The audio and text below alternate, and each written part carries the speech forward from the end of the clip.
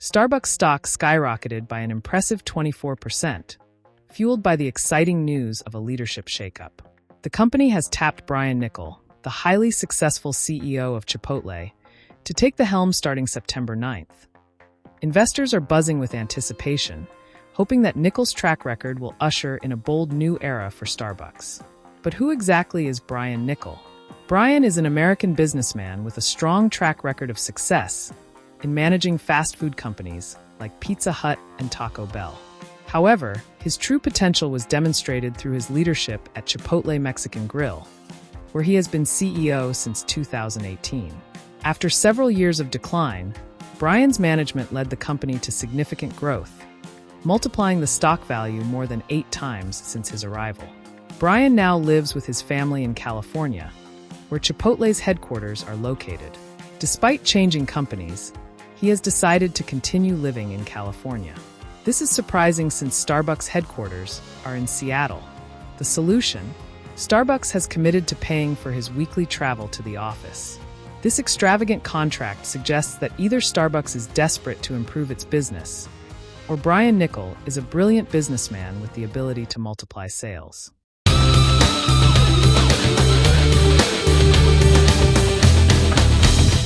Did Starbucks need a CEO change?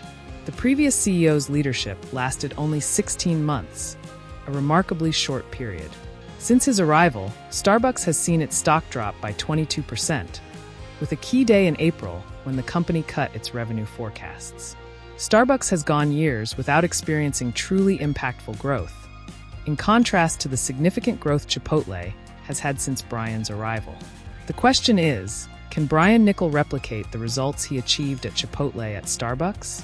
An interesting fact is that on the day of the announcement, apart from Starbucks stock skyrocketing 24%, we saw Chipotle's stock drop by 7.5%.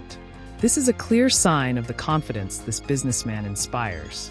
Given his professional background and results, the contract seems justified, even with the weekly private jet trips. In fact, it seems that investors support him, based on how the stock has performed since the announcement of his arrival, despite knowing about his contract.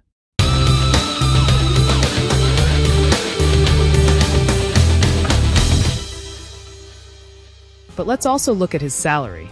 At Chipotle, his base salary was $1.3 million, while at Starbucks, it will be $1.6 million. In terms of CEO salaries, this is not particularly high. But the truly interesting part is the variable component, which includes up to $100 million based on results achieved. This large variable component gives investors confidence. If Brian Niccol earns an impressive sum of money, it will be because he has made Starbucks earn much more. In fact, if he achieves the same results at Starbucks, we could see the stock price rise from around $90 to over $700 in just 3 or 4 years. However, the fact that he doesn't want to relocate to Seattle, even though his salary would allow him to do so easily, could indicate a lack of commitment or enthusiasm for the company. It seems there's a new trend among CEOs to work remotely while demanding absolute in-person attendance from their employees.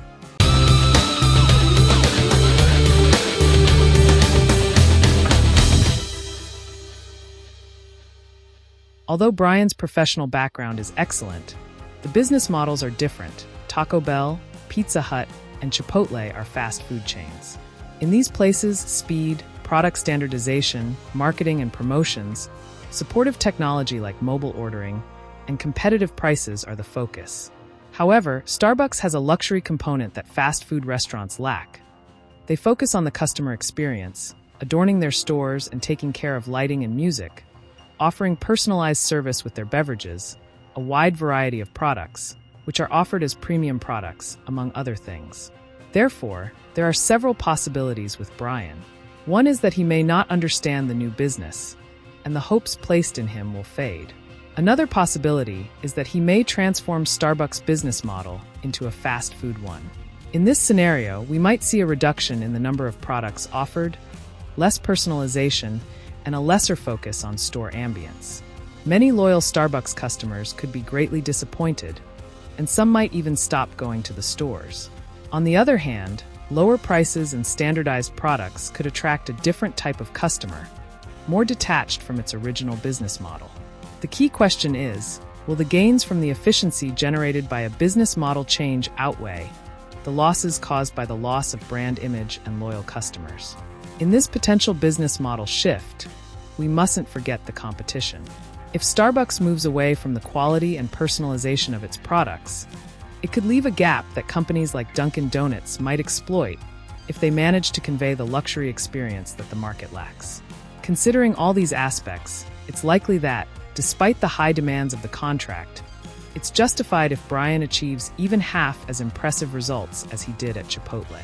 Certainly, investors are confident. The stock has returned to its trading levels from a year ago. At the very least, they expect Starbucks not to worsen. If Brian achieves excellent results at Starbucks, it will probably come at the cost of a change in the company's identity. It will be the balance between new customers and the loss of old ones that will determine whether he made the right decision or not. Will this be a new era for Starbucks? Will Brian Niccol be able to revive Starbucks and replicate his success at Chipotle? We'll be watching Starbucks' evolution closely. If you like this video, don't forget to hit like so we can upload more content. And subscribe